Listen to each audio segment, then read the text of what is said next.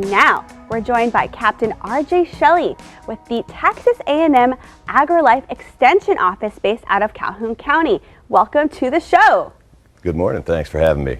And so, RJ, talk to us about this child safety swim program that y'all have put together. Well, we have a basic water safety program that we do with the Calhoun County YMCA kids and the Calhoun 4-H Sport Fishing Club.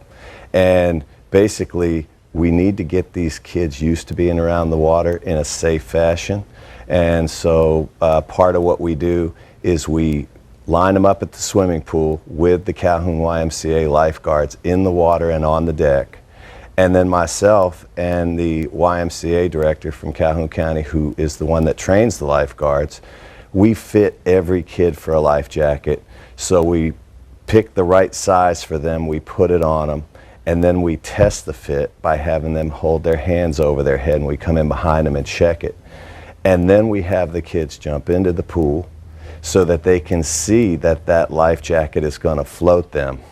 And then once they're in the pool, with the small ones, like the 6 to 7 year olds, we just have them, I tell them they have a license to chill, and we try to get them to just lay back and float in the jacket so that they know it will hold them up. Speaking of jackets, shortly we'll also be talking about inflatable safety jackets just shortly right after this break.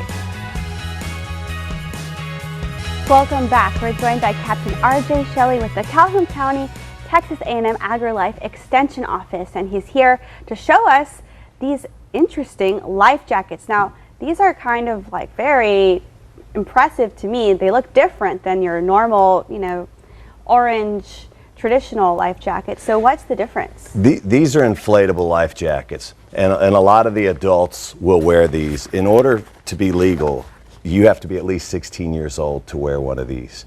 The beauty of them is it's a lot cooler in the South Texas heat, and it will float an adult. So there's two types. This one right here is called a manually inflatable life jacket. In order to get it to blow up and float you, you pull that tube. The reason you would use a manual jacket, we use these on kayaks, canoes, anything. You can use them wade fishing, anything where you will get wet because you don't want it to go off automatically. This one here, this is an auto inflatable, and so this thing will, there's a CO2 cartridge in it, and it will go off and inflate as soon as it touches water.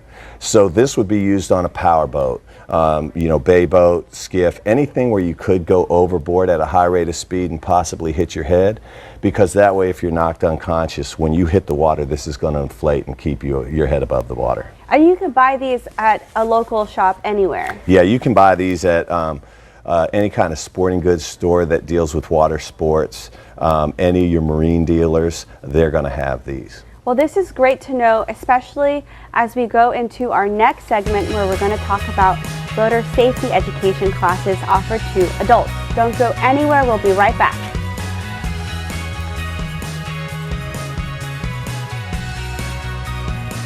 Welcome back. I'm joined by Captain R.J. Shelley to talk about the Texas Parks and Wildlife Boater Safety Education course. RJ, welcome, and what can you tell us about this course? Well, we offer the boater education course that is required by Parks and Wildlife about every 2 years. This next spring, the spring of 2022, we will probably offer it again in Calhoun County. We usually try to do it late February, early March, before spring break. The goal is to get people educated before the boating season. And in the state of Texas, anyone born after September 1st of 1993 has to have boater education in order to be able to operate a vessel by themselves. And what have been some of the more surprising aspects of teaching this course? Probably the range of people we've had. I have a lot of young people that come in. They have to be at least 12 when they take the course in order to get the certification. But I have some under 12 where the parents know they like to be out on the water a lot and they want them to learn the information, and then they'll come back and take it again when they're old enough to get certified. But then I have grandparents, coming with them, bringing the grandchildren with a lot of kids, and the grandparents will take the course. Wow, so it really becomes a family affair. Yeah, definitely. You know, they fish with grandpa or their dad, and they all come out. And how often do you offer these courses, or is it all year round? We'll offer one a year, every other year. So next spring we're due to have one. It's a fairly large event to put on, and that's why we don't do it every year in Calhoun County. You can get the courses online and in other locations, but in Calhoun County we try to make this a hands-on course. So I bring in the Coast Guard Auxiliary, the Coast Guard Station Port O'Connor, they bring a boat in. We brought in a Texas Parks and Wildlife Game Warden with their boat.